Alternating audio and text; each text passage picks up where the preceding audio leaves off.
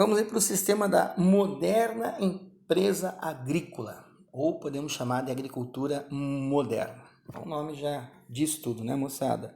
É um alto grau de capitalização, ou seja, investimento, e uma organização empresarial. Então, na realidade, uma empresa agrícola. Então, isso você vai observar principalmente nos países desenvolvidos, né? Ou os países que são considerados aí em desenvolvimento ou que modernizaram, né, parte ou boa parte já da sua agricultura.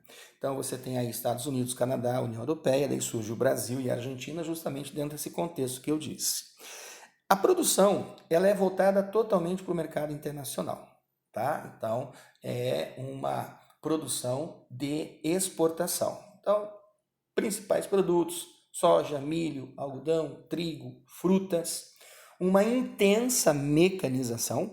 Então entenda, né, o porquê do alto investimento, do alto grau de capitalização, o uso da biotecnologia, né, principalmente envolvendo essa questão dos transgênicos, né, sementes selecionadas, espécies selecionadas, porque são os interesses, claro, dessas empresas, né? Visar o quê? Dinheiro, visar lucro, tá? Então, o interesse é especulativo, é mercado, é comportamento de mercado. Claro, a dificuldade dentro da chamada moderna empresa agrícola se refere aos pequenos e médios agricultores, né? Porque competir nesse mercado internacional dominado por essas grandes empresas, claro que é difícil, não é? E justamente porque por ser um mercado muito competitivo. Então, os pequenos e os médios sempre vão ter grandes dificuldades, né, para competir com essas grandes empresas no mercado internacional. Mas, enfim, é a característica, né, que define a agricultura moderna hoje em dia. Na imagem você vê a quantidade de máquinas, né, o que justifica aí o investimento, né, a grande capitalização necessária na prática desse sistema, tá? Mas claro, né, é o sistema mais moderno que nós temos. Tranquilos? Agora, em relação à prática da agricultura, quando eu considero essa chamada Divisão Internacional do Trabalho, a sigla, como você vê aí, é DIT. E aqui está se falando da nova DIT, porque nós temos a velha DIT, que você relaciona ao período colonial, você relaciona lá ao pacto colonial. Lembrando, no pacto colonial, não é, o fato de você ter a colônia, ela fornecedora de matéria-prima ou de produtos agrícolas para a metrópole. Em contrapartida, a metrópole ela oferecia a manufatura e alguns investimentos necessários. E essa é a velha DIT. A nova DIT é o momento que nós estamos vivendo dentro de um processo envolvendo a globalização. Então, de acordo com a nova DIT, os países centrais, que são os países desenvolvidos, são os países ricos, a produção ela é baseada no quê? Na utilização das técnicas modernas, né? Pela alta tecnologia existente, o elevado padrão de vida dos agricultores, né? Que são os grandes proprietários, e a organização do setor no sentido do protecionismo, de valorização do seu produto em relação ao mercado e principalmente em relação ao mercado mundial. Já nos países periféricos, que são os chamados países pobres, os países subdesenvolvidos e os semi-periféricos, que são aqueles considerados em desenvolvimento, primeiro, a qualidade de vida da população rural que é baixa, né? A dificuldade de suprir as necessidades de alimentação da população local. Veja bem, de produzir o seu alimento, tá? Conflitos, principalmente em relação aos diferentes sistemas agrícolas que acabam sendo utilizados e praticados. Então, dentro desta questão envolvendo essa divisão internacional do trabalho, é bem claro essa diferença da prática da atividade envolvendo os países centrais e os países periféricos e semi-periféricos. E os problemas, né, que são gerados a partir daí. Tranquilos? Bom, agora veja só. É interessante quando se trata do Brasil, focando um pouco mais na agricultura brasileira, e é legal esse título que eu coloquei para a moçada, produção de alimentos versus fome, né? Aí vem o questionamento. Por que existe fome em alguns lugares do Brasil? Você lembra que eu comentei, né, não foi agora há pouco, durante a minha apresentação, que o Brasil representa a segunda produção mundial de produtos agrícolas, não é? E como é que pode ter fome no Brasil? É engraçado, é interessante isso. Então veja só, uma charge aí do menino maluquinho, Ziraldo, interessante, leiam bem a fala que ali está sendo feita. Mas enfim, quais serão as verdadeiras causas da fome aqui no Brasil, né, moçada? Será que é falta de alimentos em alguns lugares?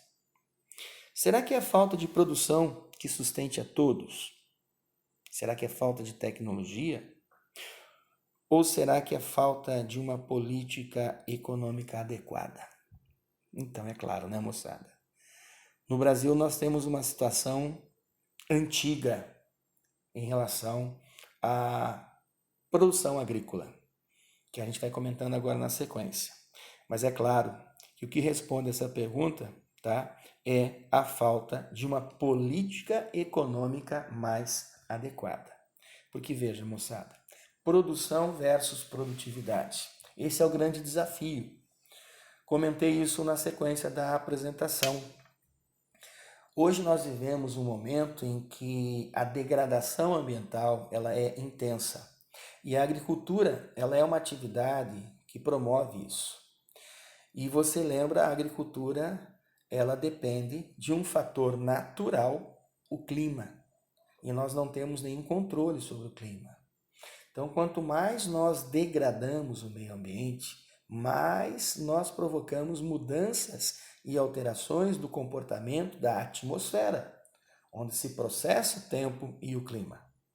Então, o grande desafio que já vem sendo discutido e se busca isso é aumentar a produtividade sem aumentar a área de produção. Esse é o grande desafio, entenderam? E é aí que entra a discussão em torno das propriedades agrícolas no Brasil.